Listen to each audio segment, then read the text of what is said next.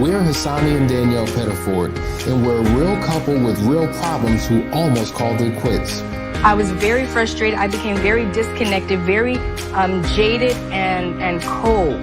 We have 4 children, going on 20 years of marriage, and we practice what we preach.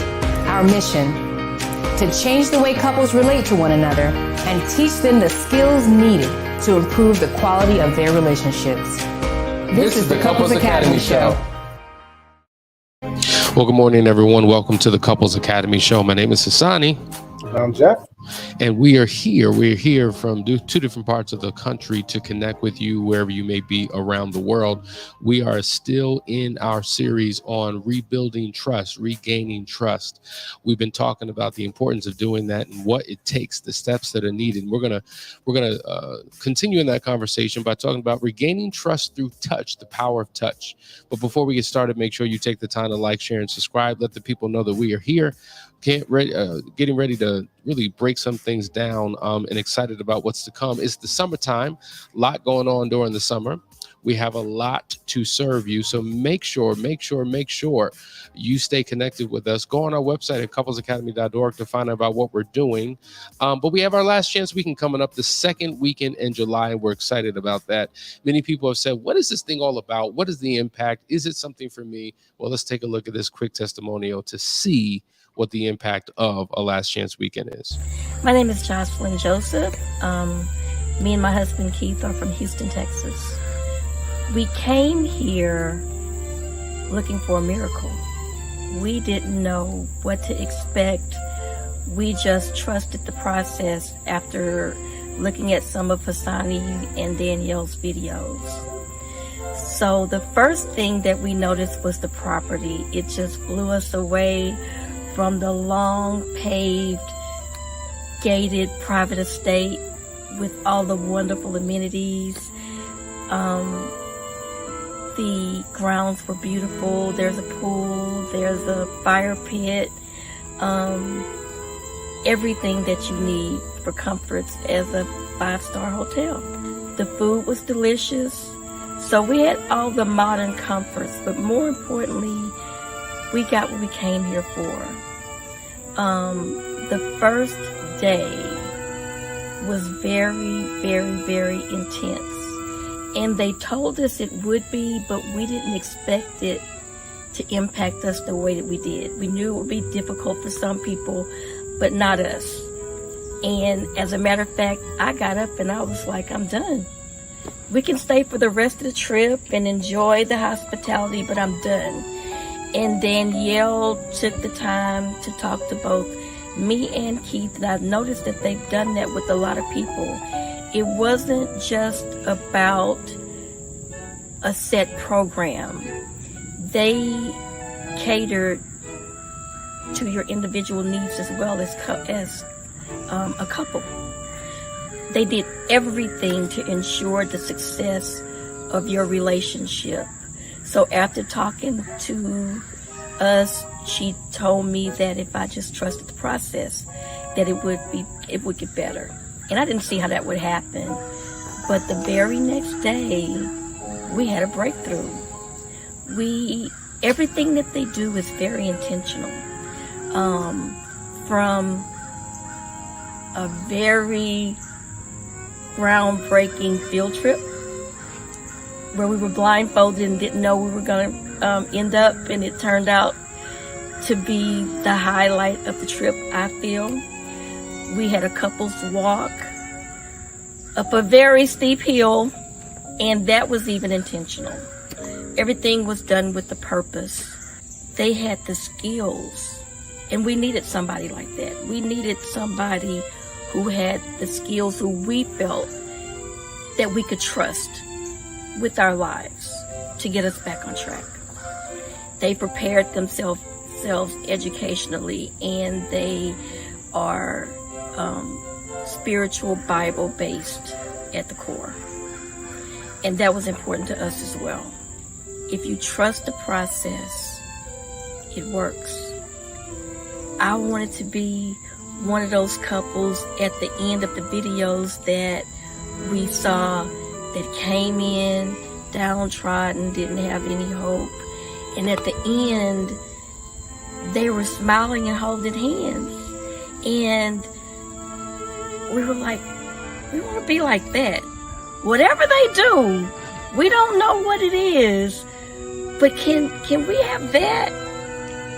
And we do. So I know that even after 31 years, we are going to live the rest of our lives together, and not only together, but happily together. So thank you for that. See, this is what it's about, right? It's about testimonials like this that share the impact. You remember that couple? I actually absolutely do, and I got something for you. It's going to make you a little jealous, and actually it's good timing because I had no idea you were going to play Jocelyn. You know they're in Dubai right now? They're in Dubai? Right now. Oh, my God. My favorite place on the planet Earth. Exactly. Yeah, they're actually doing well. They took a trip to Dubai, and they're living out their dreams. See, this is the thing, because, you know, when people come here, they come out of desperation, and they cannot see beyond their pain. Mm-hmm. So Dubai is not even a figment of their imagination. It's so far from their reality because of what they're going through. And what's awesome, you know, and it ties into what we're talking about today, because we're talking about rebuilding trust through touch. What she said is so important. People come in, and this happens all the time, whether it's a private marriage intensive or last chance weekend, people come as a couple completely disconnected and separated. You know, they're on opposite ends of a table. They're on opposite ends of a couch. Their backs are turned towards each other. There's no eye contact. There is just nothing. Like, it's just, you know, the atmosphere is cold, right? It's very stale, and something shifts in that we can experience that changes things. We say that every step we take is a trust building step that gets you closer to reconciliation with your spouse. And what's the interesting is, she says, I wanted to be like one of those couples who at the end they're holding hands. And that's what happens. Like, when you talk about collapsing time, what it would normally take most people months or years in terms of restoring trust, they're able to begin that process over that weekend, and they're able to now touch in ways that they couldn't before. It's just an amazing experience. Absolutely. I 100% agree. It's just, you can't actually imagine the power of getting it all done. And we're talking about touch here, right? So people are, what they don't want to admit is when they're like, get off me, don't touch me, they're actually acting tough to hide their fear of intimacy. And the only way to get beyond your fears and to gain and be in a position of power is to actually embrace them. Okay. And so you can still have boundaries. You can still set limits. You may not be ready for ultimate intimacy, but we're talking about non-sexual touch here. We're talking about holding hands and just trying to see if this can work. You're sitting in a place of stagnation, looking at each other with contempt every single day, feeling the tension of every conversation, just doing the business part of the marriage. And that pain that you're in is shutting you down from all kinds of experiences in life. You think you're functioning in the regular world the way you want to. It's just when I get home with my spouse, I'm not there. But the truth of the matter is, it impacts every aspect of your life. It impacts your children in ways you cannot even imagine. You are teaching them how to love by the way that you show love, and by resisting the opportunity for non-sexual contact. What you've actually done is you've put yourself in a mental trap, and you've put your children in a mental trap where they're learning bad habits and bad behaviors that are actually going to attract, could possibly attract the same kinds of things that you're trying to avoid into their lives, because that's how they see it's supposed to be. Powerful, powerful point, Jeff. And you know, it's interesting because the very thing that we resist in our relationships is oftentimes the very thing that we need. I mean, we are wired, right? And we are created and designed for companionship and for connection. You know, when you think about a baby coming out of the womb, it's been said that when babies do not receive enough physical touch, it has an impact on them in terms of their development. And in some rare cases, there have been some babies who have died because they they did not get enough touch. It makes me think of when we go to church, oftentimes before the sermon comes, the pastor will say, all right, now, before we get started with the service, greet your neighbor, just, introduce yourself, give them a pound, give them a handshake, give them a hug, connection. When you meet someone for the first time, a business meeting, because you're away on business, one of the first things you do to initiate that interaction, you shake their hand, right? It means something. It represents something. It's symbolic of something. It says, listen, you can trust me. We can break bread. We can do business together. We can come together. And so when you're in a relationship and you're like, don't touch me, get your hands off of me. Have you ever been in an argument with your spouse and the last thing you want them to do is touch you? I remember Danielle saying when we were going through our season of hell, how we would be in the kitchen. Now, we had a very small house, kitchen small. So she would just literally back up and walk against the wall just so that there would be no physical contact, because she had a wall up and she did not want to give me the impression that things were okay. So when couples stop touching, it is a sign that something is wrong in the relationship beyond sex, right? Because listen, we know many people engage in duty sex, or many people have sexless marriages, and sexless marriages oftentimes occur not because there's anything physically wrong, but something, relationally or emotionally wrong. But beyond sex, just touch. Like, don't come near me.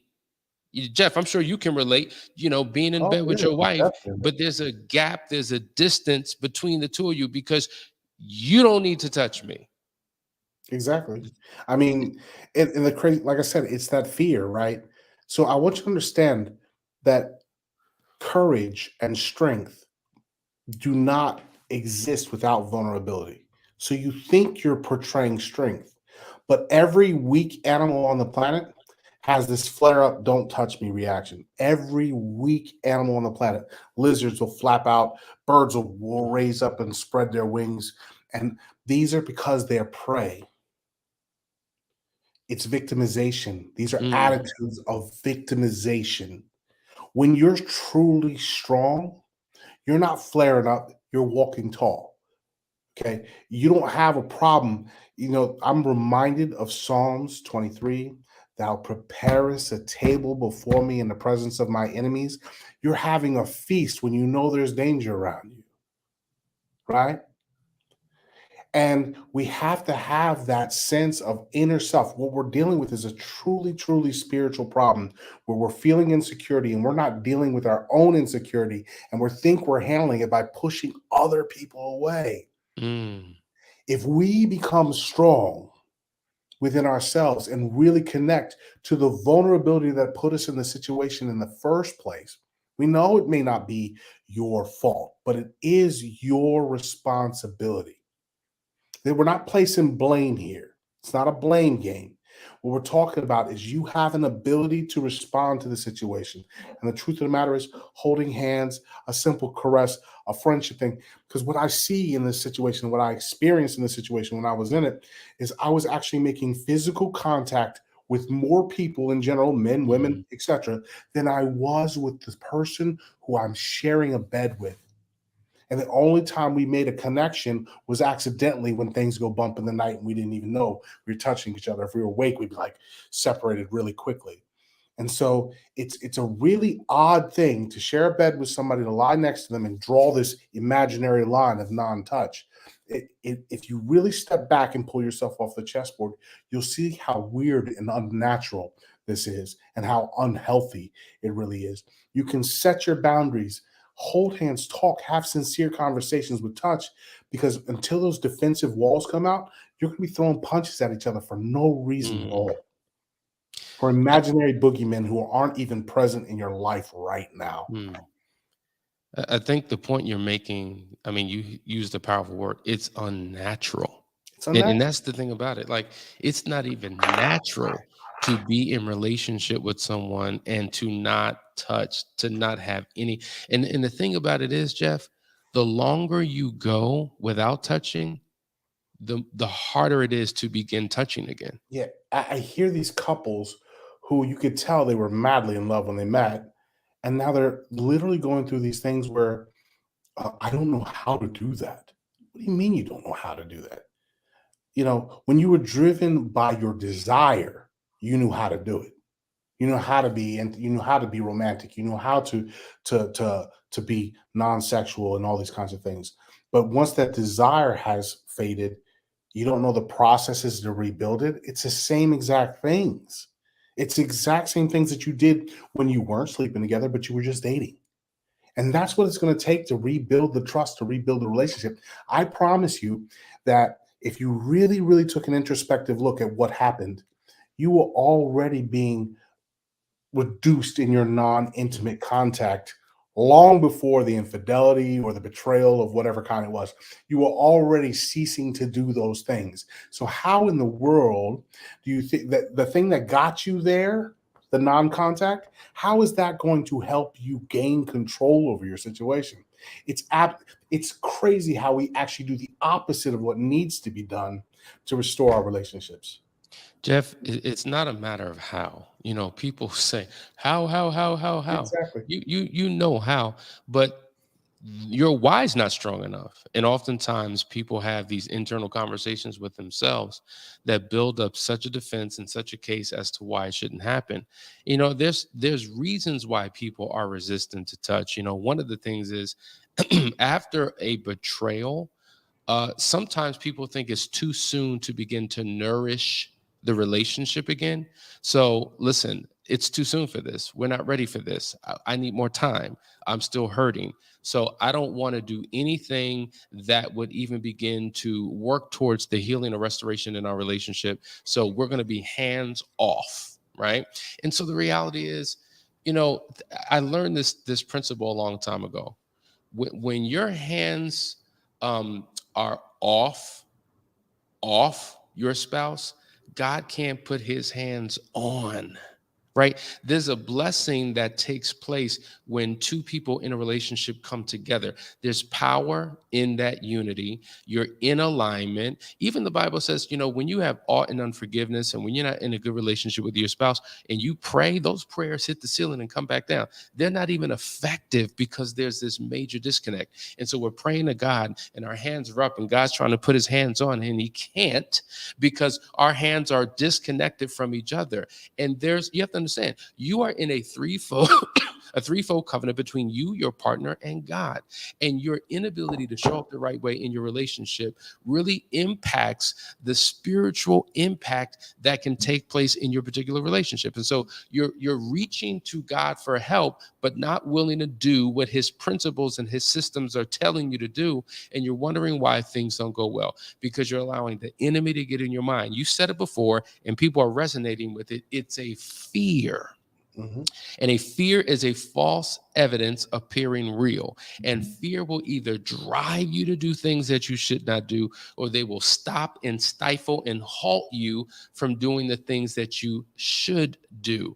And so we say this all the time. You've got to feel the fear and do it anyway. Because I'm going to tell you, as weird, because you use the word weird and awkward, as weird and as awkward as touch may be, because to your point, when we were first dating, it was easy. It was natural and it felt good. But now it feels mechanical and it feels, I don't know, disingenuous. And I just don't feel that it's authentic and it's weird. And when you touch me like that, it's just not comfortable. Well, as we know, the 4 levels of competency, the more you do it, the easier it gets over the course of time. And so it's about your consistency in doing the right thing long enough, because what's weird now, it's going to be comfortable at some point later on. Listen, when you're a child and you get up and you learn how to walk, now all you want to do is walk. Then walking just becomes normal and you treat it like it's nothing.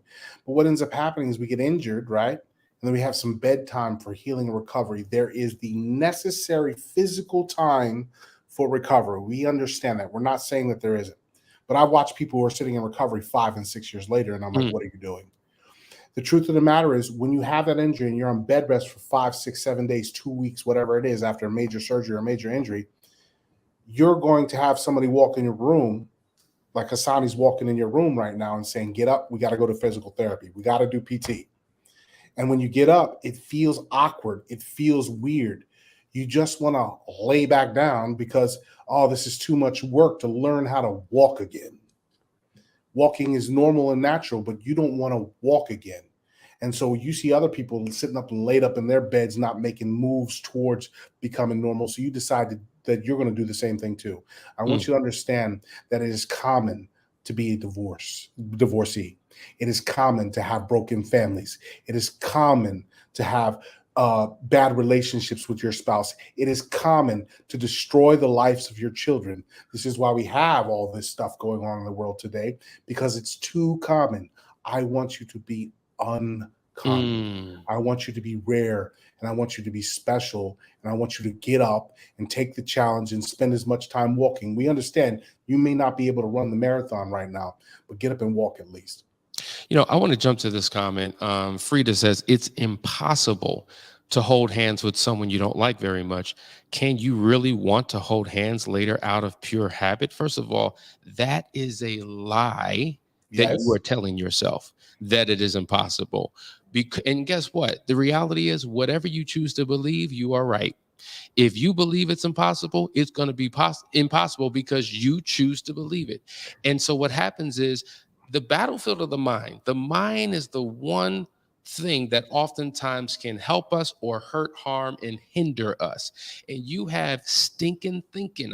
Listen, this is in love, because what you're saying is what many people are struggling with, who are watching this right now.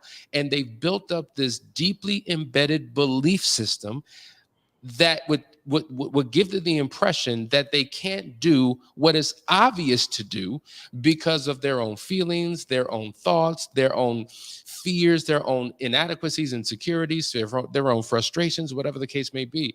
And the reality is, it is a lie. There's nothing impossible about it. And guess what? When you're in a dark place, these are the things that you have to do to get out of the dark place. You don't wait till things get better before you begin doing things. You do things in order to shift you from the season that you're in to the season that you want to be in. Jeff, what are we going to say? If you apply this logic to anything, racism, nothing will get solved. War, nothing will get solved. If you apply this logic of it's impossible to embrace someone that has hurt you or that you don't like very much, right? If you embrace that concept and that philosophy and applied it to anything else in life, we'd all be at war with everyone, our parents, our family, our sister, our brothers, because there's been times that I'm going to tell you I didn't like my mama. There's times I didn't like my child. There's times I didn't like very much. Do you think if I looked at my child, I don't like him very much, so I'm not going near him, I'm not touching him? Does that logic apply then? If it doesn't apply then it doesn't apply anywhere. It's a false narrative that's being created in your mind to protect yourself because you still have fear and insecurity that you need to deal with. And that's exactly what it is. I would encourage you, do it. Touch your spouse. If right now it's out of habit, if right now it's out of duty, do it. Because when you begin doing it long enough, consistent enough, all of a sudden you'll realize, this is not that bad. This is not as bad as I thought it would be. Your thoughts and your feelings begin to change because you're now in an activity that begins to change you. When we've seen, listen, 99% of the people who come to us are in this space, and we've seen it. As I said in the beginning, they come disconnected, now touching, backs turned towards each other. By the end of it, they're now touching, they're embracing, they're crying together. There's a vulnerability that they've stepped into, right? Because they were willing to tear down those walls, and that's what's necessary for you. Jay has a comment. Says, my wife doesn't like to touch and show affection, and now she's carrying this to our kids. I don't understand why she's like this. Now, there could be an incalculable number of reasons why she's like this. Now, if she's not showing affection to the children, I would think that it's beyond anything that's happening between you and your spouse. Unfortunately, there's some people who are raised in environments where there was no touch. They did not demonstrate their love through touch. And so because I didn't really receive hugs from my mom and my dad, and I didn't see it expressed between them. I mean, they would say, I love you, but they never demonstrated it physically. And so therefore, that's why I cringe or I have an aversion or it's just not my thing. And, you know, some people are weird. Like when you touch them, it's just like you're touching them and they're like, and it's just such a weird thing, right? And so the reality is, there may be some things internally that she is struggling with that's now manifesting not only in the marital relationship, but in the parent-child relationship. And so this is why we say personal transformation can be done through personal counseling and coaching, which is so critically important. Like at the end of the day, we say this all the time. If I'm going to have the best relationship that I can have, I got to become my best self. And oftentimes they're the things that we're holding on to that are getting in the way of allowing us to truly connect and be vulnerable with our spouse or with our family. But to your point, Jeff, this touch thing is so critically important. And, you know, the reality is some couples, to this person's point, may have never been very touchy-feely. So to now incorporate that seems so weird, and this is not who we are, and so this is not what we do. And what we're saying is doing more of the same will get you more of the same. So if you want more of the same, keep doing what you're doing or refuse to do what you need to do. But if you want something new and different, you've got to stretch. You've got to go beyond your comfort zone and begin to do the impossible. This is it right here. This is the fear I'm talking about. Monica, I just want to say welcome to the show. But she says, my thing is, what message would you be giving the other person by being lovey-dovey? No one said lovey-dovey, first of all, if the other person keeps hurting you in the same way. What you're actually mentioning is your fear, that you may be sending the wrong message. So that is a you thing. You need to internalize and have a conversation about this. Listen, I want you to understand, like, I know we need to be here in this moment, and I want to try to make things work. In order to do that, I understand we need to touch, hold hands, walk in the park, have long conversations. We need to connect. But I want to make sure you understand that I'm not sending you a message that everything is honky-dory. You can just say that. I'm not sending you a message that things are honky-dory. I want to see some work. And what you have to do is be strong enough to guard your own internal fear of your own desire to reconnect, which is what you're protecting yourself from by pushing them away, and actually just say, okay, I'm going to be strong in this area and a little, but we're going to have baby steps to getting back to where we were. And I'm going to trust is earned. I'm 100% behind that. You see, if you listen to anything we say in here, we're like honesty, transparency, but there has to be progress shown. Because what I watch is when couples play these war games where it's like, oh, you did this, then the other person did that, and then you didn't touch, and I didn't touch, and then you said this, and I said that, and they do this tit for tat thing. There will never be a connection again until there's a breakthrough. That's why I pushed Last Chance Weekend, because we force the emotions to come out. It actually is forced on you. I don't want you to understand. I can't get into the how and the why and the where and the what. What I'm saying is it is actually an environment that is conducive to get the pain out so the healing process can begin. And it's done in a safe environment where there's no pressure, so to speak, but you're going to want to get it out. The things that you haven't said, the things that you haven't felt. And so I encourage all of you, if you're in this space, I'm seeing a lot of people in this space right now in the comments, you should really consider a Last Chance Weekend. And Jeff, thank you for saying that. And I'm going to tell you why. Because touch by yourself, when I say by yourself, meaning if you just decide, you know what, I'm just going to start touching my spouse again, it possibly could give a mixed message. But what we're talking about is allowing us or someone who's qualified to guide you through a process of rebuilding. You have to understand, we just did 2 episodes talking about the steps and the techniques to restore trust in a relationship. This is one of many, right? But the reason why we're talking about touch today is because it's such a critical element that is a part of the trust building process. And so you can't do half of it, a portion of it, a percentage of it. You've got to do all of it.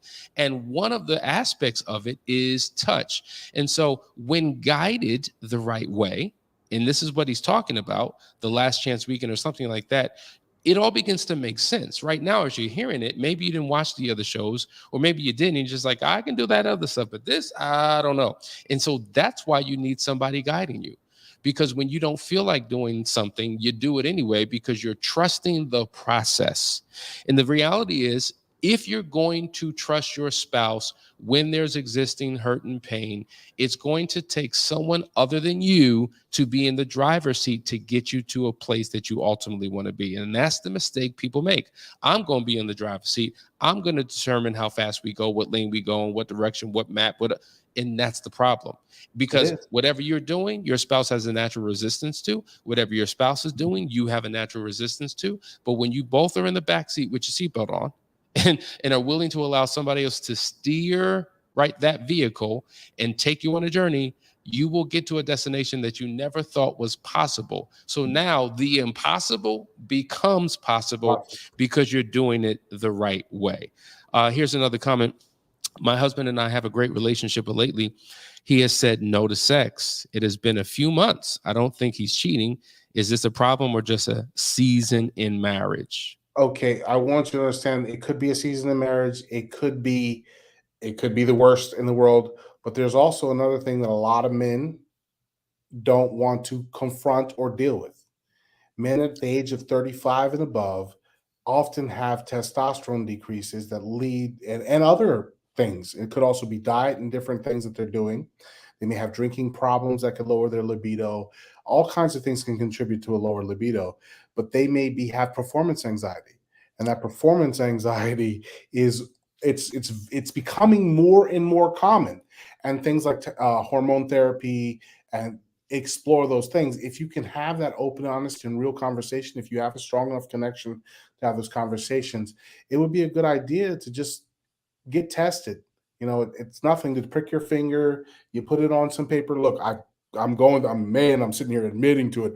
I'm going through that process right now, not so much because of lower libido, but it also causes weight gain and loss of energy. And sometimes you're just like, I don't feel like I used to feel. And so someone that encouraged me, hey, go take this test. You prick your finger, you tap 4 pieces of paper, you send it in, and the doctor makes a recommendation. And so I would encourage you to have a discussion about that. Now, Jeff, thank you so much. You hit that right on the head. What a brilliant answer. And that is so spot on, because you have to understand, Jeff and I are the leaders of Foundry. Foundry is a 12-week program for men. And in that program, we're able to have conversations that oftentimes spouses are uncomfortable having with their wives. And so these are some of the concerns that they deal with, but don't know how to address, don't know how to broach the topic, don't know what they should do.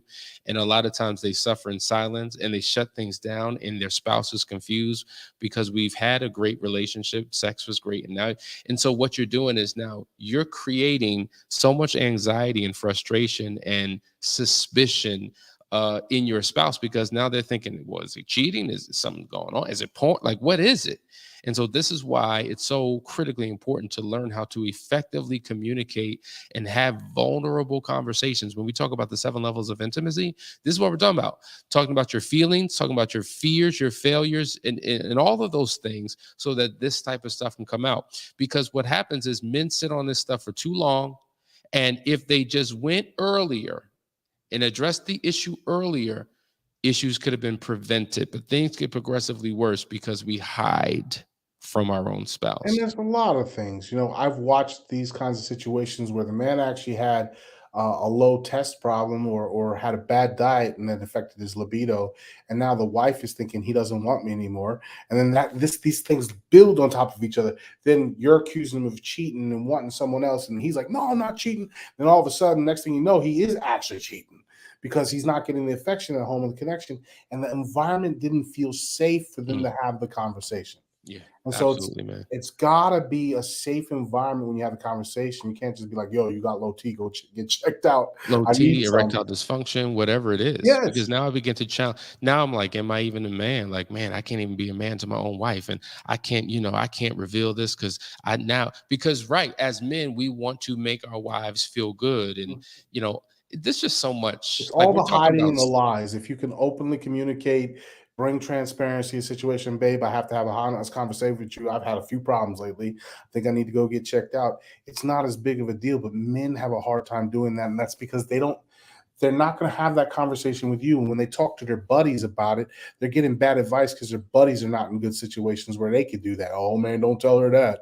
And the truth of the matter is, look, some of these men You need to put them in our hands of Foundry. Some of these situations are things that need to be done through Last Chance Weekend. Some of these situations, all of it, if you can build a strong connection and have open communication with your wife and spouse or husband, you won't need Couples Academy.